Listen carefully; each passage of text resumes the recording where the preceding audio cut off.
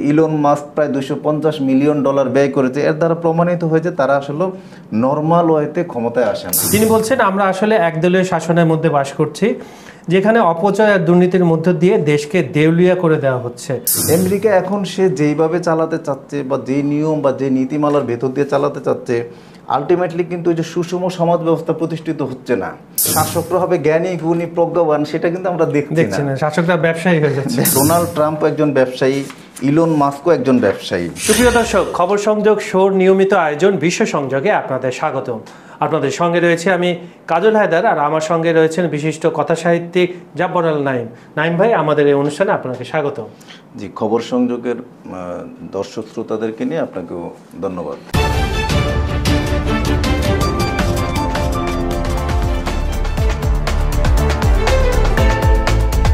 পৃথিবীর দুইটা peculiar character, আমি পিকুলিয়ার সম্মানার্থেই বলছি, যেহেতু তারা দুজনেই খুবই সম্মানিত ব্যক্তি, কিন্তু ওনারা যে কাজকর্ম করছেন ইদানিং এবং অতীতেও কিছু করেছেন, তাই পিকুলিয়ার বললাম। আপনি নিশ্চয়ই এতক্ষণে বুঝে গিয়েছেন আমরা পৃথিবীর সবচেয়ে ক্ষমতাধর ব্যক্তিটির কথা বলছি এবং সবচেয়ে ধনী ব্যক্তিটির কথা বলছি। একজন হচ্ছেন আমাদের ডোনাল্ড সাহেব, বিশিষ্ট ব্যবসায়ী, আরেকজন হচ্ছেন আপনার প্রকৌশলী ও প্রযুক্তি খাতে সফল উদ্যোক্তা, যাকে বলা হয় ইলন মাস্ক। তো নাঈম ভাই, আপনার কাছে জানতে চাইবো, আমরা দেখেছি যে এই সেকেন্ড টার্ম নির্বাচনের আগে ট্রাম্পকে বহুভাবে সহযোগিতা করেছে, অর্থ দিয়ে হোক বা দিয়ে হোক আপনার এই ইলন মাস্ক সাহেব, এবং প্রায় প্রতিটি জনসভায় উনি যেতেন, ওনার পাশে থাকতেন, এবং ট্রাম্পও তাকে বন্ধু হিসাবে গ্রহণ করেছেন, এবং কিছু কিছু স্টেটে আপনার ভোট দেওয়ার জন্য একটা লটারির ব্যবস্থাও করেছিলেন অর্থের বিনিময়ে। এই মাস্ক হঠাৎ করে চক্ষুশূল হয়ে গেল, বিভিন্ন কারণ আছে, এই কারণগুলো আপনি বলেন, তারপর আপনার কাছে আমি আবার ফিরে আসবো। আমি যদি ছোট্ট একটা গল্প বলি, এটা হলো স্বর্ণ এবং লোহার একটা গল্প। তো স্বর্ণ লোহাকে বলছে, ভাই আমাকে তো স্বর্ণকারী ওই হাতুড়ি দিয়ে পেটায় এবং তোমাকে ওই হাতুড়ি দিয়ে পেটানো হয়, কিন্তু আমি তো এত বেশি চিৎকার করি না, তুমি এত জোরে জোরে চিৎকার করো কেন? তখন ওই লোহা বলে, ভাই রে, তোমাকেও হাতুড়ি দিয়ে পেটানো হয়, আমাকেও হাতুড়ি দিয়ে পেটানো হয়, কিন্তু ঘটনা হইল যে হাতুড়ি দিয়ে পেটানো হয় সেটা হলো আমার স্বজাতি। বলে তোমার কাছে আরাম লাগলো, আমার কাছে আরাম লাগে না ব্যাপারটা। আচ্ছা, এখন ডোনাল্ড ট্রাম্প এবং ইলন মাস্ক তো ওরা ভাই ভাই, একই দলের, একই গোত্রের। এমনকি দেখেন ওদের পূর্বের দুজনেরই ক্যারিয়ার ছিল ব্যবসায়ী। ডোনাল্ড ট্রাম্পও একজন বড় ব্যবসায়ী, জাত ব্যবসায়ী। ফলে ডোনাল্ড ট্রাম্পের কাছে ইলন মাস্কের এই দেয়া আঘাতগুলো, যদিও ইলন মাস্কের আঘাতগুলো সত্য, কথাগুলো সত্য, এবং যেগুলো সে বলছে, যেগুলো বাস্তবায়ন করতে চেয়েছে বা চাচ্ছে, সেগুলো কিন্তু রাইট। বলে ডোনাল্ড ট্রাম্পের কাছে কিন্তু এগুলো খুব করে লাগে। এখন দেখেন ডোনাল্ড ট্রাম্পের এই পর্যায়ে আনার পেছনে এই জায়গা, কারণ ডোনাল্ড ট্রাম্পের নামে আগে দেখেন বেশ কয়েকটা মামলা হয়েছে, তাকে ধরেন জেলে যাওয়ার মতো পরিস্থিতি তৈরি হয়েছে, আরও অনেক কিছু হয়েছে। এই সেকেন্ড টার্মে দ্বিতীয়বার যে সে এই বিশ্ব শাসন করার ক্ষমতা আসবে বা আমেরিকার শাসন ব্যবস্থার প্রধান হবে, প্রেসিডেন্ট হবে, সেটা কিন্তু কেউ ভাবে না। তার জন্য কিন্তু ওদের যে হিউজ অর্থ ব্যয় করতে হয়েছে, সেটা আমরা যখন দেখি যে ইলন মাস্ক প্রায় $250 মিলিয়ন ব্যয় করেছে, এর দ্বারা প্রমাণিত হয়েছে তারা আসলে নর্মাল ওয়েতে ক্ষমতায় আসে না।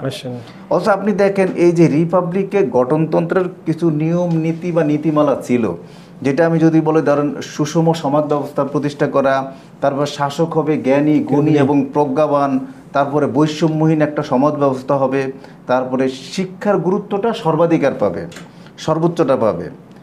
আর কিন্তু আপনি দেখেন সেখানে এই শিক্ষার গুরুত্বটা সর্বাধিকার পাবে বা সর্বোচ্চ পাবে, সেখানে এই ডোনাল্ড ট্রাম্প এসে কী করলো, যে কেন্দ্রীয় শিক্ষা বিভাগ থেকে কেন্দ্র থেকে শিক্ষা বিভাগটা টোটালি বিলুপ্ত করতে চাচ্ছে, যে কেন্দ্রীয় বা নির্বাহী আদেশে সে অলরেডি সাইনও করেছে। সেখানে এই বিল নিয়ে প্রচুর বিতর্ক হয়েছে। সেখানে তাদের টোটাল বাজেটের এটা মাত্র 2%, অথচ ওখানে টোটাল এমপ্লয়ি আছে 4,400, সেখান থেকে এই ডোনাল্ড ট্রাম্প অর্ধেকে নামিয়ে আনতে চাচ্ছেন। তাহলে দেখেন আমেরিকা এখন সে যেইভাবে চালাতে চাচ্ছে বা যে নিয়ম বা যে নীতিমালার ভেতর দিয়ে চালাতে চাচ্ছে, আলটিমেটলি কিন্তু ওই যে সুষম সমাজ ব্যবস্থা প্রতিষ্ঠিত হচ্ছে না। হ্যাঁ, তারপরে শাসকরা হবে জ্ঞানী, গুণী, প্রজ্ঞাবান, সেটা কিন্তু আমরা দেখছি না। শাসকরা ব্যবসায়ী হয়ে যাচ্ছে। কারণ উনি যখন বলে ইরান অ্যাটাকের সময় যে আমি কি করব সেটা আমিই জানি, কেউ জানে না। আরে ভাই আপনি এমন কি হয়ে গেলেন, আপনি তো গঠনতন্ত্র নিয়ম নীতিমালা মেনে আমেরিকার শাসন ক্ষমতায় আসছেন, তাহলে আপনি যা করবেন বা করতে চাচ্ছেন সেটা তো ধরেন জানাতে হবে জনগণকে। কারণ আপনারা যখন ধরেন গণতন্ত্রের স্লোগান দেন তখন আমরা এটা ধরেই নিই যে এটা ভুল মিথ্যা। আপনারা যখন শান্তির কথা বলেন তখন আমরা ভাবি যে না এখানে আসলে বলে যেই দেশে শান্তি নেই, তখন আমরা বুঝি যে না আসলে এই দেশে শান্তি আছে, আপনারা অশান্তি, মানে পুরো উল্টাটাই আমরা ধরে নেই। উল্টাটা তো হ্যাঁ, এর কারণ হলো কি আপনাদের এই সমস্তই অযাচিত মিথ্যা অকথ্য অসত্য বানোয়াট এইসব কথাবার্তার কারণে আমরা এগুলো ধরে নিচ্ছি। ফলে ইলন মাস্ক একটা লোক, যে লোকটা ব্যবসা করে সত্যিকার ব্যবসায়ী, এবং সে কিছু বিল, কিছু প্রসেস, কিছু প্রক্রিয়া এর বিরোধিতা করেছে। বিরোধিতা করার কারণে কি করলো, তাকে ওই মানে তার যে ক্ষমতা সেখান থেকে তাকে সরিয়ে দেওয়া হলো।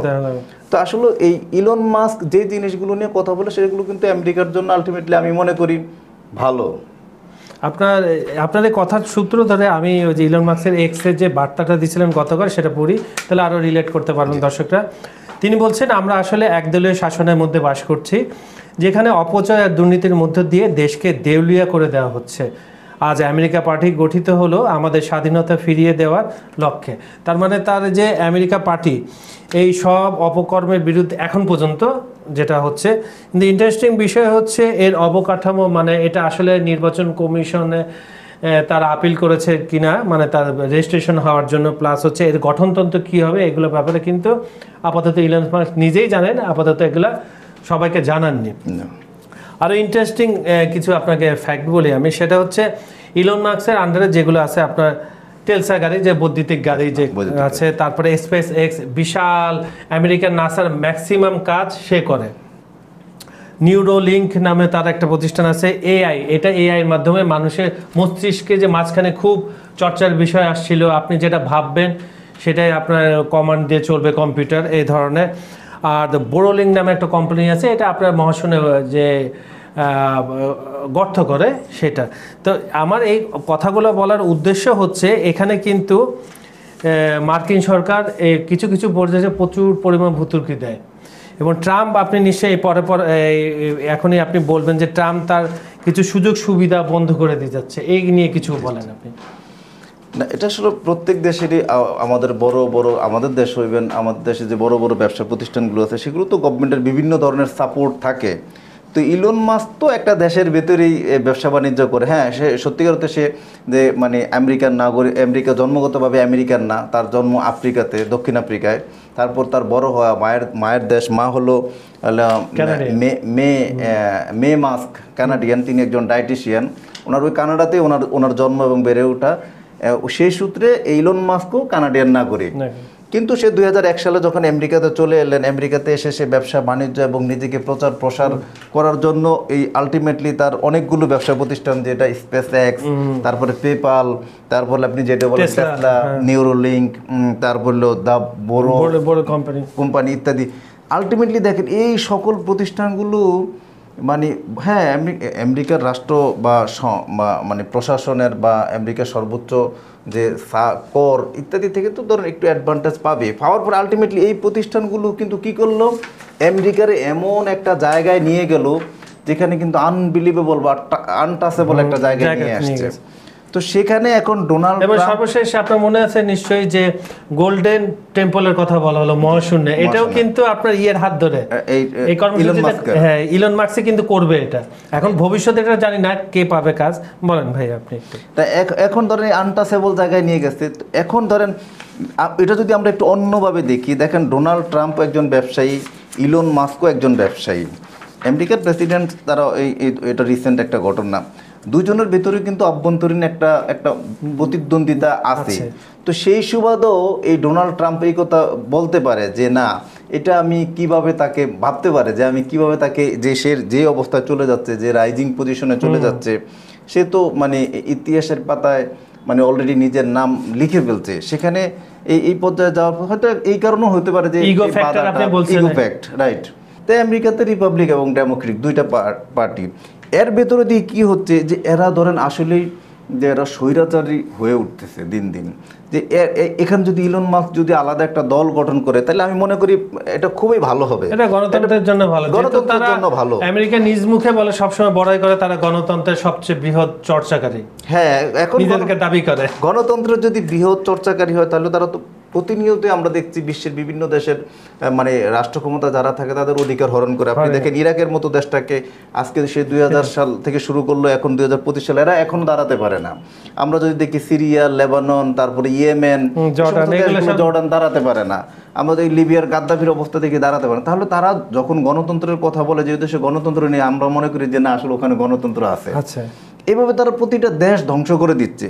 তো এখন ওদের এখানে যে ডেমোক্রেট এবং রিপাবলিক যে দুইটা দল, তারা ধরেন এটা তারা একটা ফ্যাসিস্টের মতো আচরণ করে। আমরা যদি গত কিছুদিন আগে দেখি, যখন ইরানে যখন অ্যাটাক করবে ওদের এক ধরনের প্রস্তুতি নিচ্ছে, তখন ওয়াশিংটন থেকেও সামরিক প্রধান বলল যে আমাদের প্রেসিডেন্ট যদি বলে যে অ্যাটাক করবে তাহলে সেখানে অন্য কে কি বললো সেটা নেওয়া যাবে না, আমাদের যুদ্ধের জন্য প্রস্তুতি নিতে হবে। তার মানে তারা একদলীয় একটা শাসন ব্যবস্থার মতো যে ওদের পদ্ধতিটা, যদিও ওদের দেশে গণতন্ত্র আছে কিন্তু আলটিমেটলি তো গণতন্ত্র নেই, আমরা দেখতে পাচ্ছি না, গণতন্ত্রের রূপরেখা না।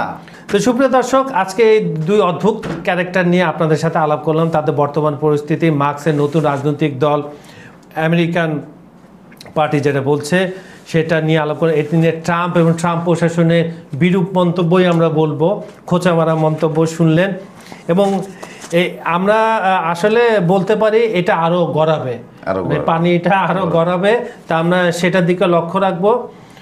এবং বরাবরের মতো আপনাদের সাথে যেগুলো আমরা শেয়ার করি, আমাদের ভিডিওগুলো অবশ্যই আপনারা কমেন্ট করবেন ভিডিওর নিচে, এবং লাইক, শেয়ার ও সাবস্ক্রাইব করবেন। এবং এখানে কোনো বিষয় যদি আমাদের কাছ থেকে জানতে চান, আপনারা অবশ্যই আমাদের কমেন্ট বক্সে জানাবেন, আমরা চেষ্টা করব সেটা পরিপূর্ণভাবে আপনাদের সঙ্গে উপস্থাপন করার।